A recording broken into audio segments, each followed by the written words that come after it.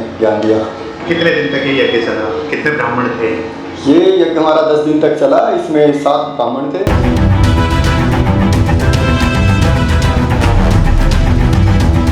उनमें एक आचार्य जी थे। इसमें शतचंडी मतलब 100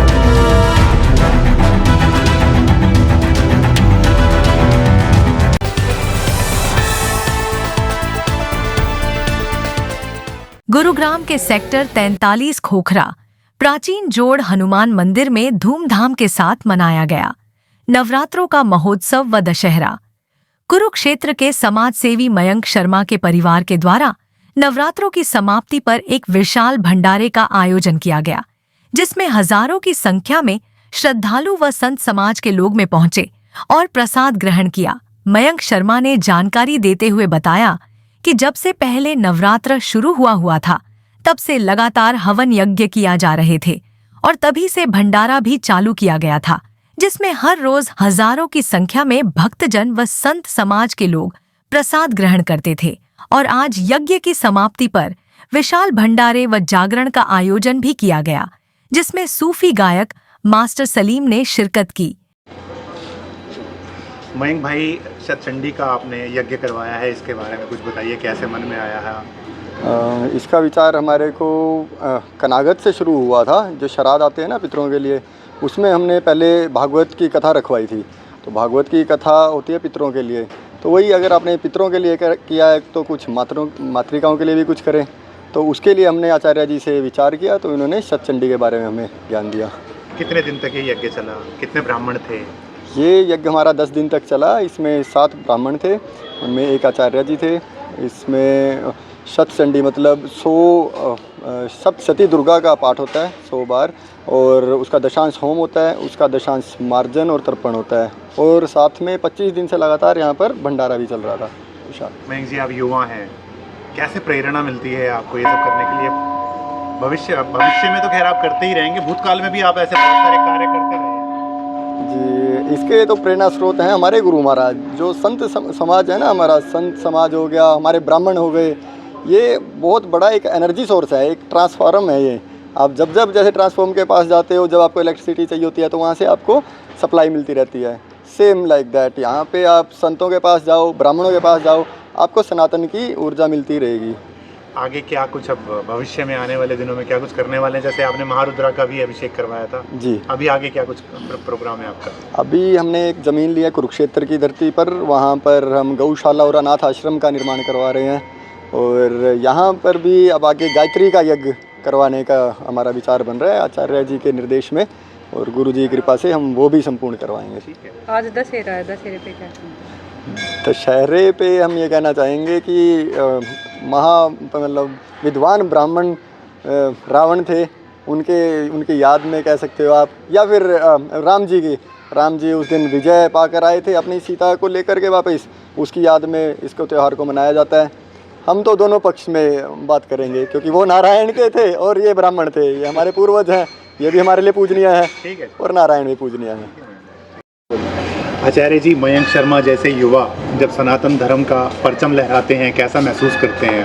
आप स्पेशल हरिद्वार से गुरुग्राम पहुँचे हैं। जी, आजकल की युवा पीढ़ी को देखते हुए इनकी भक्ति जैसा ये पूजन में इनका आस्था है, वह भी महानगर के अंदर में इस प्रकार मिलता नहीं है।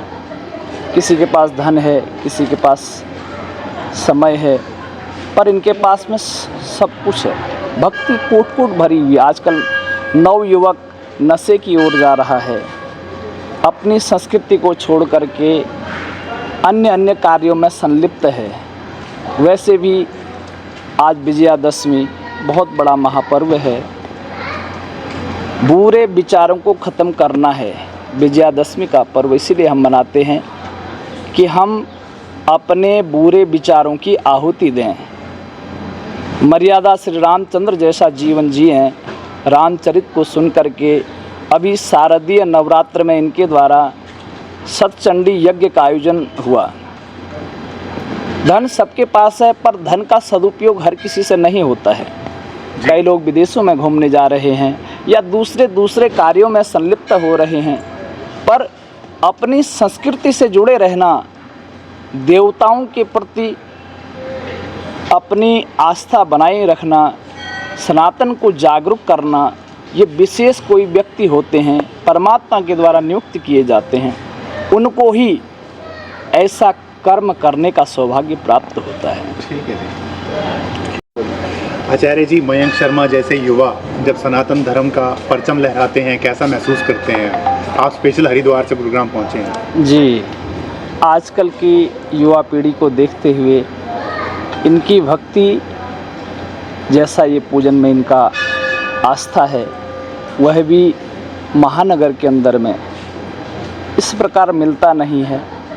किसी के पास धन है, किसी के पास समय है, पर इनके पास में सब कुछ है। भक्ति कूट कूट भरी हुई। आजकल नवयुवक नशे की ओर जा रहा है, अपनी संस्कृति को छोड़ करके अन्य अन्य कार्यों में संलिप्त है। वैसे भी आज विजयादशमी बहुत बड़ा महापर्व है, बुरे विचारों को ख़त्म करना है। विजयादशमी का पर्व इसीलिए हम मनाते हैं कि हम अपने बुरे विचारों की आहुति दें, मर्यादा श्री रामचंद्र जैसा जीवन जिएं। रामचरित को सुन करके अभी शारदीय नवरात्र में इनके द्वारा सतचंडी यज्ञ का आयोजन हुआ। धन सबके पास है, पर धन का सदुपयोग हर किसी से नहीं होता है।